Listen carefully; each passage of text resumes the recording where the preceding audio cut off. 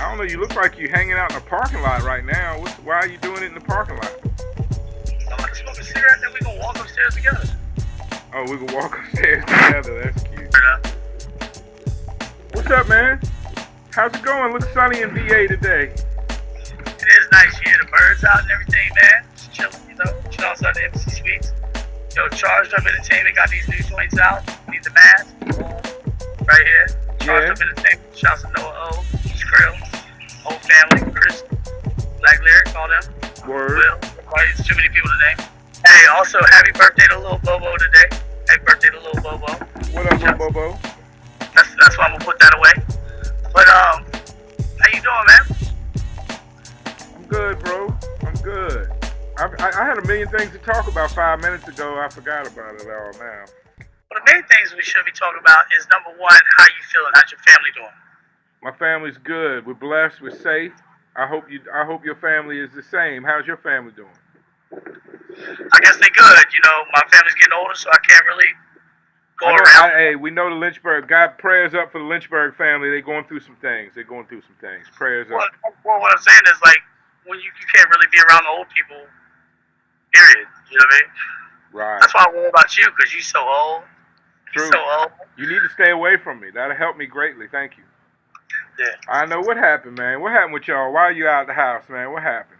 Oh, nothing happened, man. I just like living free and about. Let me ask you this, man. Yo, don't even start that rumor on no internet bullshit. I'm not. We were talking earlier. We were talking about Everlast, talking about Search, and the different approaches that white guys have in hip hop. Everlast was speaking how he thought Search pushed it a little too far sometimes.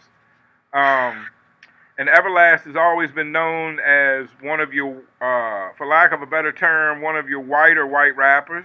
I think people. But he was also down with Ice-T and all them from the very get-go. I think people respect how he played the game. I'm saying as a white rapper, I think people always gave the Beastie Boys a lot of respect for being very white in rap, not trying to cross over. He never really went there with it. Sometimes people have given Search a hard time before because they probably were jealous of his high top fade or his dancing abilities. And hey, I can relate to that.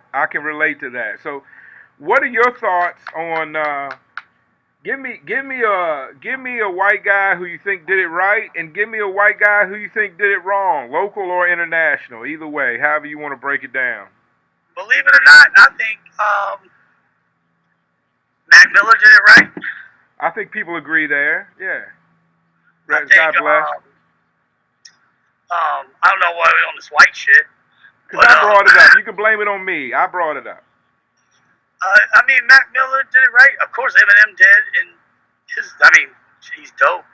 I don't own Eminem album, but he's dope. It's just not my cup of tea. But he can out-rap anybody I probably know personally. Technically. Some people don't care for his content, but technically he's one of the best, no doubt, right? Technically, he's better than probably anybody. Well, that blew up to that level. If you want to talk about technical, you talk about Tech 9 and people like that too. You're like, that's crazy. I think Busta Rhymes, Tech 9, there's certain people. Did it right? Ari the Rugged Man did it right. Ari the Rugged Man. Hey, let's talk about that for a minute. He's got a new record out, All My Heroes Are Dead, and he actually charted in the top 5 around the world. That's a huge accomplishment for an artist of his longevity in the game and his age and his so-called blackballed status. What can you say to Ari the Rugged Man's new success after this long grind of his? Because it's more fronted, and plus he got the Wu-Tang got his back. That's all it is to it. If Wu-Tang got your back, that's it. That's it, Yeah, well, respect to him and his new project. He's got a great project, a lot of artists on it. Be sure to check that out, All My Heroes. What did we bring him down to Richmond twice? Yeah, I remember you used to ride around with him. Y'all was homies. You used to carry him to the airport and stuff. No, he is not my homie. But I would like, actually, I wasn't trying to get to know him because I thought I was under the whole he's the crazy white dude person. I thought he was going to be a whole different person. Then when you meet him, he's one of the nicest people you ever meet in your life. Yeah, he's really, I guess that was his image in the 90s. He really has grown up and changed since then. I was surprised he wouldn't, wouldn't partake in any drugs and was a relatively nice guy. When he got to the venue, he demanded to see the promoter. He was worried about getting paid, and he was a little aggressive. And once we chilled the mood, let him know everything was cool. He was very, very humble, very nice gentleman, as you would be. Not very Yeah. rugged at all. But Like when I met him, he didn't drink, he didn't do nothing. He came nah. out of Richmond, he just chilled. He said that he was chilling with his wifey or whoever he was with at the time, I guess his wifey, and relaxing, being a grown up. This was before his kid, too. Can we have a white rapper without them being a drug addicted, crazy alcoholic? I think that's almost every rapper. So I don't think that's possible. Well, certainly you have rappers that are not. You have conscious rappers. You have different artists. You have rappers that are not. And you have white rappers that do that too. Who? Let's say the battle rapper, what's his name? A Ward.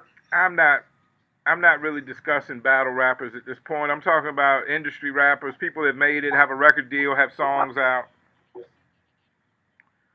Promoted artists. Mac Miller was the beer-loving frat guy. The Beastie Boys were, of course, the party for your right to fight for your right to party, drug addicted on everything.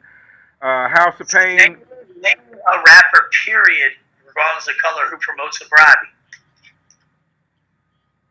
Well, someone like Talib Kweli his image has never been drug or alcohol induced. Someone like Chuck D. Someone like there's many rappers that their image has never been drug or alcohol promoted or induced.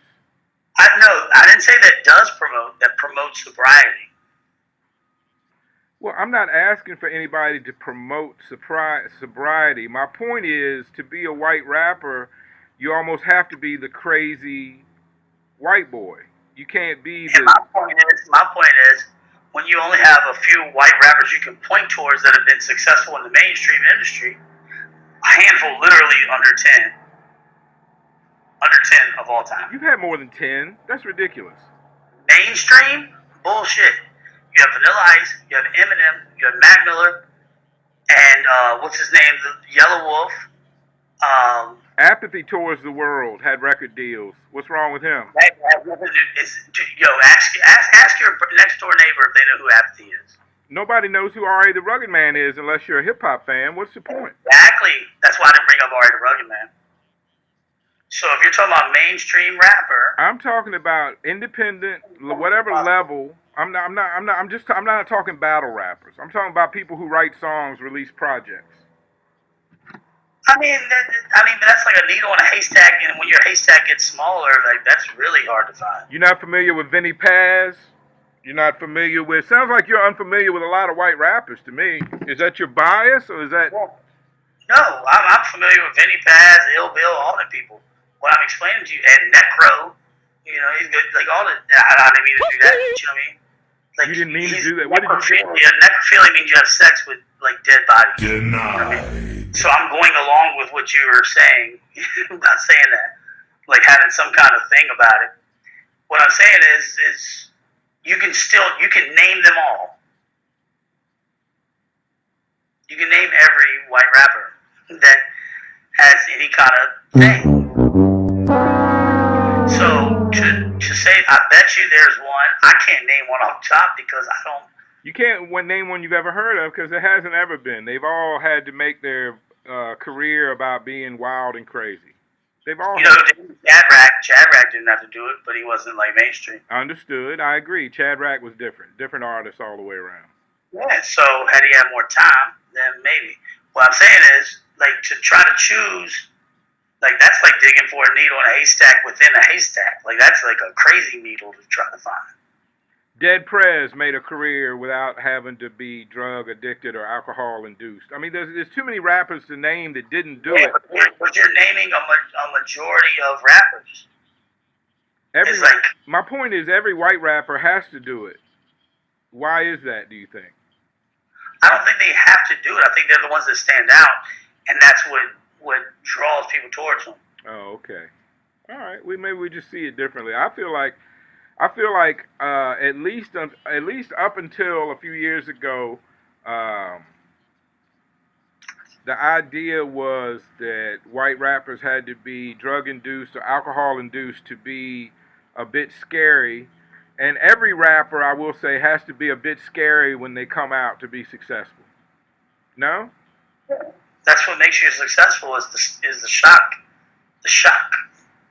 I can think Like, of very few MCs that when they came out weren't a little bit scary. Wu-Tang was a little scary. DMX was a little scary. Well, Wu-Tang was just the dopest group that was ever assembled, period. Well, that's true. But they came out talking about cutting your head, protect your neck, cutting your head off, swinging swords, all that, you know. Yeah, I fucking so your asshole shut, keep feeding you, like that shit. Like, that was the best skit of all time. Let's change the mood. I want to talk about this. He see his shirt like a curtain. Like, that shit is funny. Yeah. I want to talk about this wonderful opportunity I have that Noah Page blessed me with the opportunity to record with him over an Obliv beat. And Obliv is one of the guys that produces in Richmond that I've looked up to for a long time now. So I'm trying to pull my shit together and write this verse and make it be something worthwhile. Do you have any advice for me? Be yourself. Don't try to be one of them crazy white people. And Obliv has known you for years. Obliv is a fucking stamper. He's a fucking stamp in Virginia, period. He's a stampler. He's a stamp. He's a stamp with a sampler. He's a stampler. No, he's a stamp. Yeah, he's a stamper. Like, I know what you're saying, Goofy. Yeah, I got it, man. I just want to say, if anybody does see this podcast, it's a big honor and a big respect for me to be able to step on the track with him. I know he has low standards because he worked with Ben FM, but nonetheless, I'm happy to be affiliated and working with Obliv. I love Ben FM. I'm not shitting on Ben FM. I love Ben FM. Hey, he's the homie. I'm just shitting on him because it's funny, Speaking on cool white guys in rap, most of the time we don't get along, so I'm fortunate that you and I have been able to be friends over these years, but you're kind of not really a rapper anyway, so. No, I'm more of like an asphyxiation for everybody who wants to be a rapper. Are you sure you're using that word right? I don't know. I don't read a lot of books. What are you? I know you just. You know what? Asphyxiated on you? I'm an asphyxiation. You just memorize life. You don't read the books, right? You just. No, I know what life is. I know that people are. You just Jay-Z life. You don't need to read or write anything. Whatever any rapper wants to be is Brian. Hey, hold on 1 second. I forgot my wood tip. I'll be right back.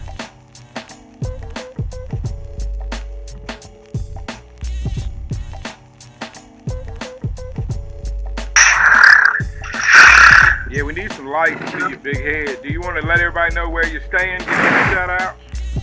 Hell no. I'm in an undisclosed place within Richmond. Okay, undisclosed. But look, I'm matching the walls, cuz. I know, let's see how well your shirt matches the wall. That's ill. People said that John last yesterday. Shouts to Donnie. Did they buy the wall at Ross too? I don't know. You gotta ask the place where I'm staying at. That was a joke. Did y'all get that out there? They might have got it. I doubt it. So let's talk about some real shit though. So you want to talk about how to roll three different types of THC in one?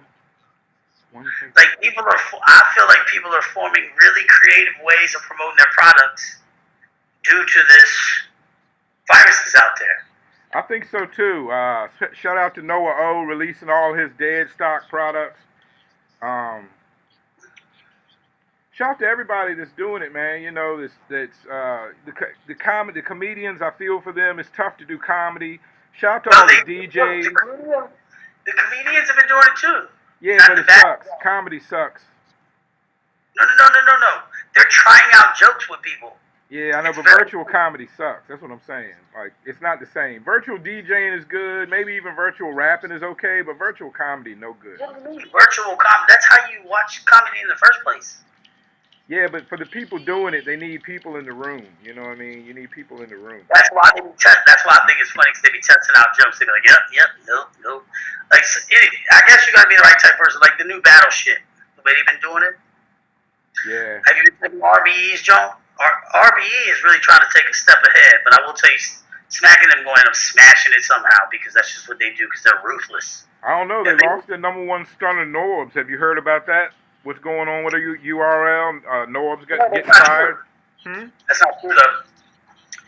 Norb said he was getting with RBE, and Dude already came on and squashed all that. ARP already came on and was like, no.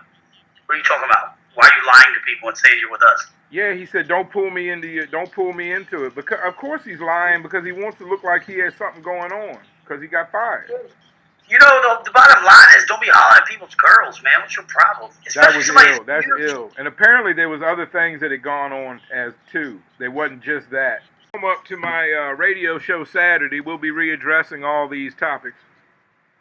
I'm just. You can readdress whatever. I don't even care about what the fuck they think about. First of all, let's reiterate. Any male.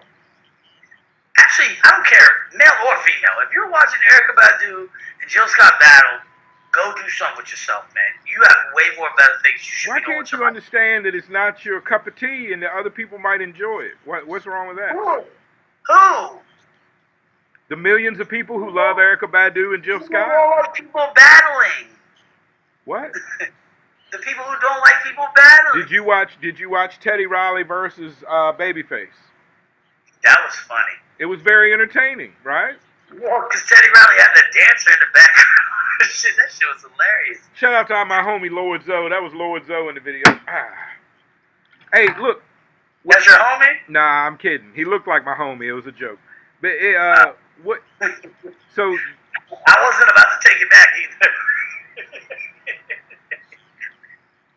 I watched both the videos, Teddy Riley and Babyface. It was hilarious. And, you know, Jill Scott and Erykah Badu are women. They're divas. They're a bit catty. This has the potential to be very entertaining. Even if you don't like the music, like you profess, you don't like the music. So you're going to sit around and listen to... And you're going to hear... And you'll be like, this one won that round. Have you seen the promo video? Have you seen the promo video? I don't care about a promo. I don't want to see any of it. None of it. And I bet you the promo video has everything that is encompassed in the whole probably hour-long production they put on. All right, I'm going to take you back a few years. All right, just let me talk for a minute. I'm going to take you back a few years. Go right ahead. Did you see the Dave Chappelle Street Party DVD? Yes, I did see that. He had all the comedians and the musicians come, and he threw a big party. I think it was in Brooklyn or something, right? You remember that? They had everybody out to Do you remember the part when I believe it was Erykah Badu was singing on stage, or vice versa, and then it was Jill Scott and Erykah Badu? One of the ladies was watching the other one sing from backstage, and she went out on stage to sing with her. Do you remember that part of the video? You know what's funny? Is that's the only part I don't remember. Because I didn't give a fuck about it. All right. There's millions of fans of these ladies that are going to disagree with you. I just want to let you know that there's plenty of people that disagree. I don't care. They're wrong. They both make great music, and let both these ladies be queens, and let them be queens in their own right. Don't nobody need them to fight against each other. Who wants two great women fighting against each other? I'm telling you, this has the potential to be one of the biggest battles yet. And I'm telling you that nobody wants to see two queens battle against each other. They're two great women. They're trying to break these women down. See, that's what the white man does. See, that's why you like that shit. Yep. I've always had trouble riding the line being white. I'm never white enough for some people, and I'm not white enough for other people. I just don't. I don't do it right. I don't do whiteness very well. It's like more MC Search or Whitey Ford. I'm way more MC Search than I am Whitey Ford. Even though Everlast, MC Search discovered Nas, even though that was a lie. But everybody knew Nas. Search just helped him. He didn't discover him. He just helped him get his contract right. No, but the way the story goes down is MC Search discovered him. But anyway, I would never take anything It's away. like many times I've helped you in your career. I don't get credit for that, but nonetheless, here we are. First of all, let's start right here. What career? First of all, let's Good start question. there. Good question there. I can't argue that. There. And then let's start with the reason that your email is what it is. And we're just going to leave it there. I'll tell you, we can get into that. You want to know why my email is what it is? It's D-Profit something. It's because I created that email when I was helping you complete You the created it? Who created it? Chad created it.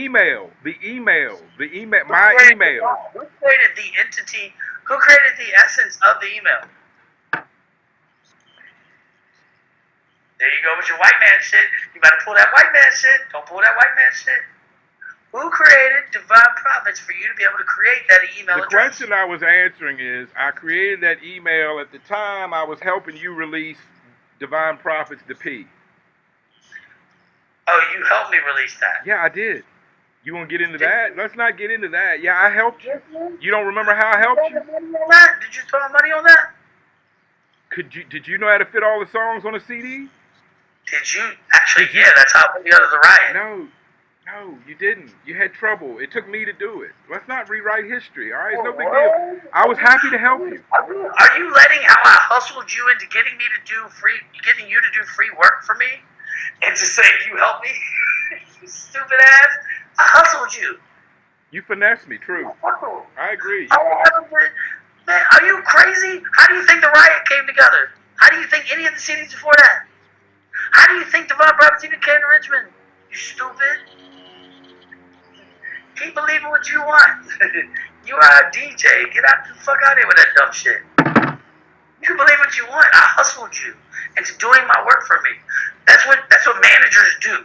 They get other people to do work for them that they could do themselves. And I'm just good at telling people, oh, you can do this. I can't do it. Ooh, dumb me. See? It's simple. I've always done that with everyone. You crazy? I thought that you already knew. Hey, you nuts. Something's wrong with you. I'm just letting you get your shit off. You done? Yeah, go ahead, man. You can cut whatever you want. But you know it's true. I don't care. I'm ready to move on to the next subject. I'm just letting you get your shit off. We should. You help me put out the P. Get the fuck out of here, man. I made P come out with, actually Chad made the P come out, and I assisted him, and I used people like you, not used, I utilized people like you. See how it works like that? Utilized people like you in your work, and I delegated work to you to do. That's what managers do. You were the DJ, I delegated that work to you. And if I have to play dumb to get you to do what I want you to do for free, then that's how it works. I thought you knew this from the very beginning. I'm just getting it on tape. I knew. I'm just getting it on tape. Keep it on tape. I'm teaching game right here.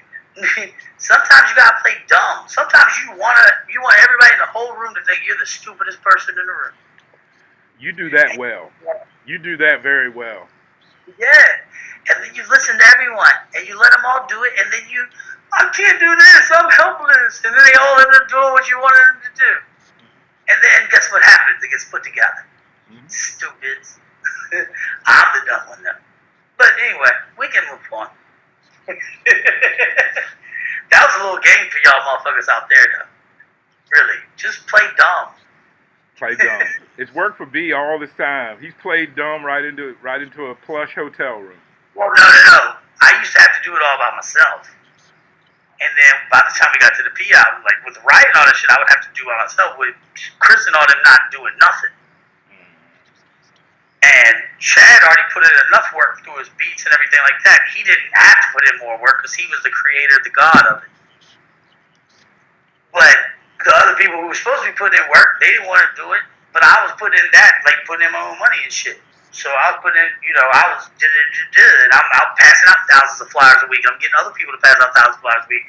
And then setting up the shows with the bigger artists so that we can open up to greater fucking followings so that Everybody, oh, boom, you create that following, then boom, they want you here, then they want you there, then they want you there. Next thing you know, people are listening to you in other countries. That's how life works. And then by the time you get to the P, you already know how all that works, and you don't feel like doing it, so you play dumb. Because everybody wants you to be the dummy. Because you're such an asshole. Well, I'll simply say on top of that, you got to use what you got to get what you need, right? That's what James Brown said. Man, I believe in James Brown everything except for the beating the women part. I know you just beat yourself up, poor guy. Yeah, I never beat myself up, though. But what I would like to know is, do you think that the art of DJing is dying? Like the actual disc jockey, the one with scratching, do you think that's dying? Because you said battle rap earlier, which kind of got me on that. I think DJing is bigger than it ever has been. More people are DJing now than ever in life. So, nah, I don't think it's dying. But they're not cutting vinyl. Red Alert said it doesn't matter. But is it easier now? Oh, it's much easier. Sure, that's why more people are doing it. So, are they as talented? Definitely not. It's like everything. It's watered down. More people are rapping, but are they as talented? You know, it's the same across the board. No, rapping is words. That's a little different. Production, you can say anything technical. You can say words are words. Do you want to know the difference in DJing? I'll break it down very quickly. Yeah, please. In DJing, it used to be your technical skill made you famous and made your name. Nowadays, your name, your celebrity, your name can make you a successful DJ, and you can skip having the skill. Yeah. I ran into a few celebrity DJs that I didn't know their name. Now, trust me, if I don't know your name, you're not a celebrity DJ because you're not really a celebrity. But some people try to use the celebrity DJ thing as a reason to not have as many skills. And it's true, if you're a bit of celebrity, you can get up, you can play some good records, and everybody will love you because they already love you. Knowledge. Hold on. This knowledge for y'all little kids out there. Listen to this. I'm serious. I'm not patronizing you. You scared me. When your face got big, I forgot my point. But anyway, the point is... Talking about how the bigger DJs, they try to use it as an excuse, or no, they fake like they're like these bigger DJs to use it as an excuse to not have the skills. I would almost say being a celebrity DJ and a scratch or a hip-hop DJ is two different things. You got to judge them differently. At the end of the day, if you play music and people dance and have fun, that's all that really matters. I don't know. When was the last time you were in a club? I don't know what you're talking about right now. Oh my God. Who's next? Well, first of all, before you say that, I'm very proud of you as a person for taking the initiative to drop DJ Swerve 3-6. Put out the Divine Providence 420 album, which came out around 99, 2000. Mostly Chad Rex solo joint. A few guest appearances. But he had mad guest appearances, and if people don't realize about that album, number one, the production is ridiculous. Chad did every beat, as he always did for Divine Providence, except for one beat ever. There's only one beat on one Divine Providence album ever that Chad didn't produce. What's the name of that song? It's a joint that Brett produced, that Cosmos produced on the Riot. Oh, okay. All right. I can check the credits. That's the only one. It's the only one out of all of them. Like, out of everything. And I'm talking about 20 years of music. Word. And that's a lot of albums. There was one beat that Chad let on one of his albums because everything was Chad's album. But Divine Providence 420 album that Swerve just revamped, remixed, reorganized, and got everything together for.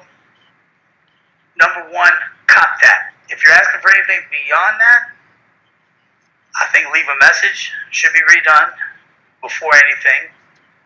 Leave a message. It's on deck. Shout out to Jim. Shout out to New York Jimmy. Is going to send us the. I think Know Your History should be done, but a lot of songs should be cut out. Just because it's like a 20 song album. It's a lot of songs on that album. It's like 20 songs on that album.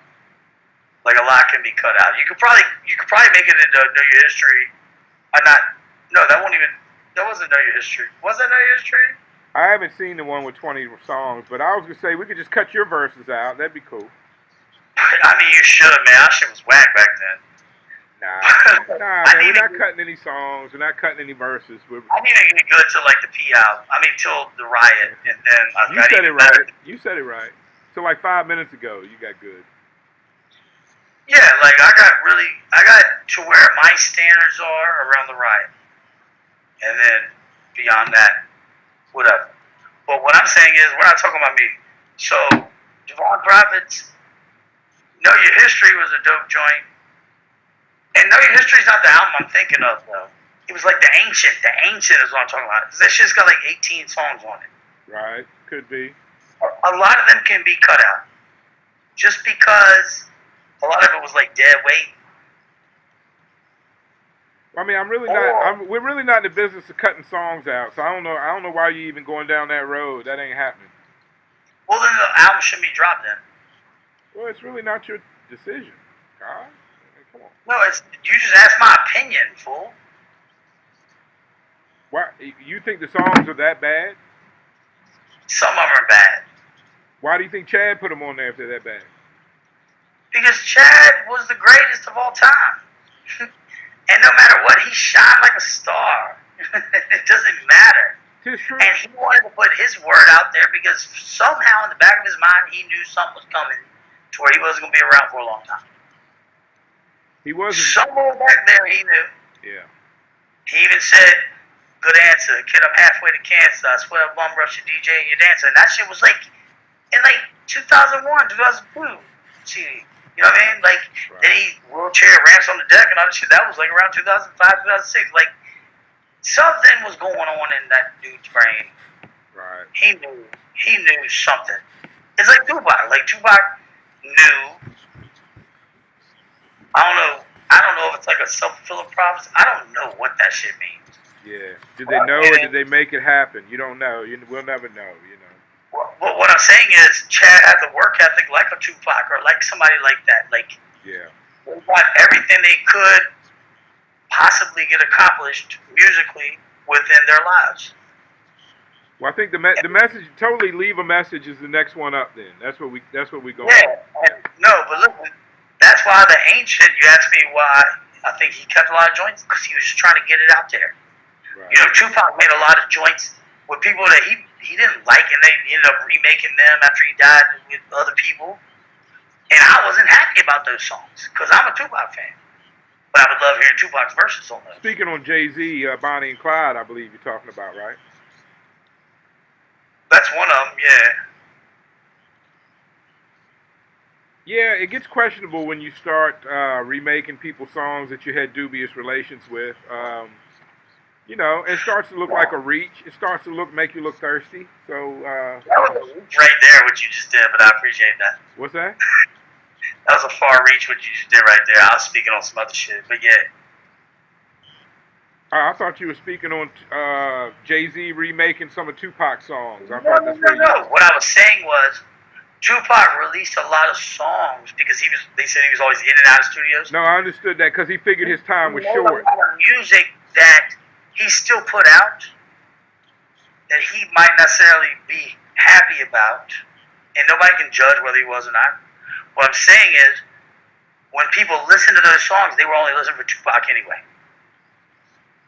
So what I'm saying with the Ancient, right. It might be best just to keep it to Chad's content and whatever. It's like the closest, because there are some songs that are like 8 minutes long on there. You know what I mean? Like it's 19 songs on the God Bless CD. But as in response to the Beyonce and Jay-Z, Bonnie and Clyde, first of all, they should have never tried to remake Me and My Girlfriend. First of all, that's blasphemy. Just like Megan Thee Stallion came out with Rather Be Ya, and she's like B-I-T-C-H. That's her new song. Rather Be Ya, B-I-T-C-H. That's when you get mad, you call me anyway. That's Megan Thee Stallion's new song. Right. And it's an old sample that Tupac used for the I'd Rather Be Ya and I, whatever. So, I don't agree with that because there's no way to do that greatness over again. I agree. It's like when Beyonce with the Me and My Girlfriend. No, when you hear Tupac's Me and My Girlfriend, all I need in this life is sin. Me and my girlfriend. That's not the same way that they try to flip it on me and my, like the same. That's not the same thing. Right. I thought Pac was talking about a gun. Yeah, Tupac was talking about a gun. That's why it doesn't make no sense for Beyonce and Jay-Z to do that. Well, that gives them the room to say they flipped it a different way, That's not flipping it. That's ruining it. But okay. Let's change subjects. I appreciate your thoughts on that, and I agree. Moving on, and we got to wrap this up because in a few more minutes I got to go back to being a father. Good for you. And a housekeeper and a cook and all of that, Good for you. Question. We've been talking a lot about, the Everlast interview brought up a lot of talk about white rappers. We've been talking about it. I got to be honest, I'm biased. I always love talking about white rappers, usually in a bad light, sometimes in a good light. But this is my question for you to end this session off today, a BS podcast, Beneficial Swerve, PODCAST, soon to be available everywhere, right now available on YouTube. Look out for my new radio show every Saturday, Swerve and Kane Radio. Swerve and Kane. On Icon Radio. And I need to get that drop from you too, B. If you were gonna just pick the white rapper that's known, that's most like you, and I'll do the same, or you can tell me who you think I'm most like, and I'll tell you who I think you're most like. You're a rugged man. I can already tell you that. Far from that. But go ahead. Who do you picture yourself most like? And I'll tell you who I think you're most like. You say I'm most like Ari the Rugged Man. I'll get to mine in a minute. Who do you think you're most like?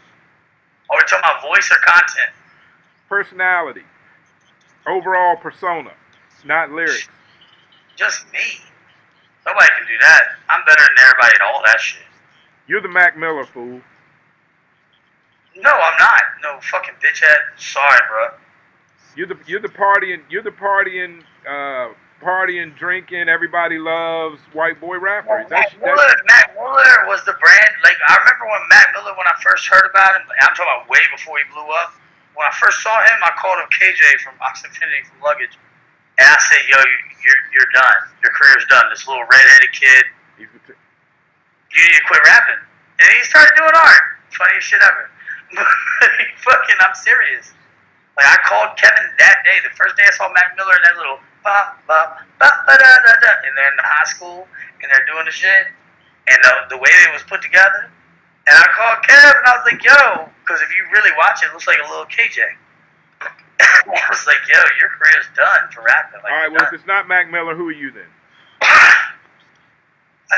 I couldn't. I don't even. Because if it's looks and lyrical content, you're Vinny Paz.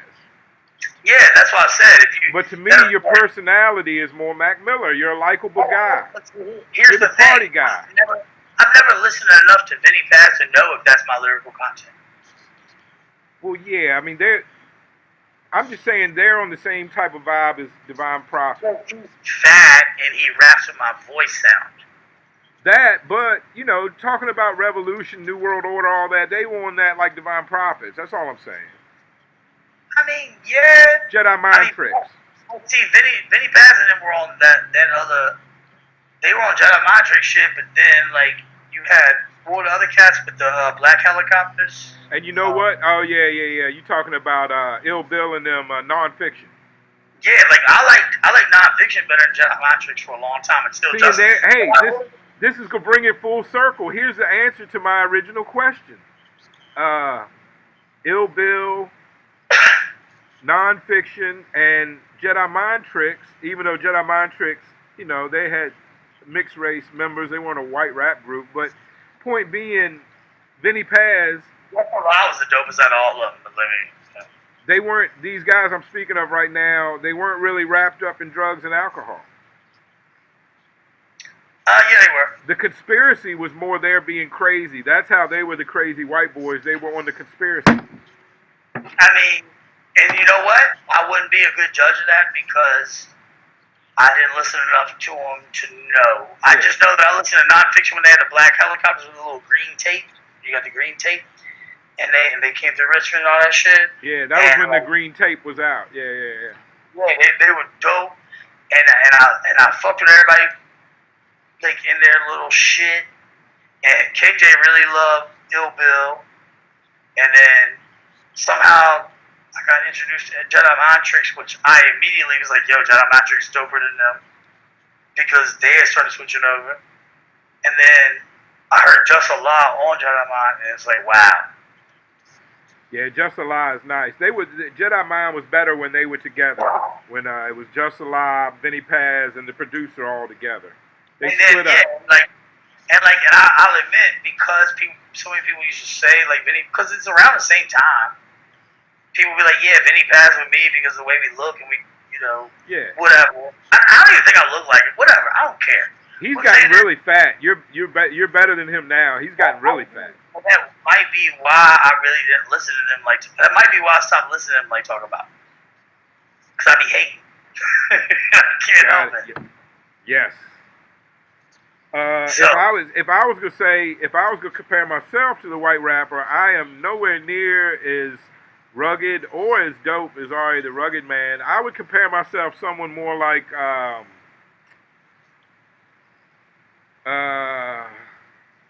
what was the kid's name? I don't know. I'm some dumb underground rapper. That's just what I am. Like, what was the kid's name that had the Pete Rock remix? First of all, you're not Atmosphere, or you're not Slug. Nah, I'm not that.